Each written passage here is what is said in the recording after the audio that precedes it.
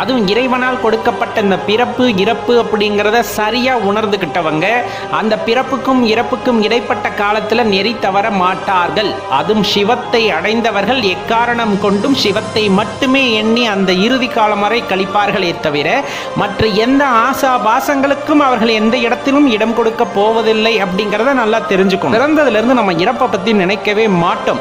நம்மளுக்குன்னு ஏதாவது ஒரு பிரச்சனை வருது, உடல்நலம் சரியில்லாம போகுது, முதுமை வருது அப்படிங்கும் போதுதான் அந்த மரணத்தோட பயம் அப்படிங்கிறது நம்மை நெருங்குகிறது.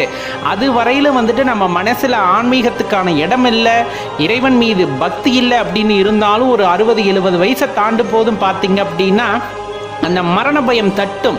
அப்பதான் இறைவனை போய் தேடி அலைவாங்க. நமசிவாய் நமசிவாய் நமசிவாய் என்று அலையிறது.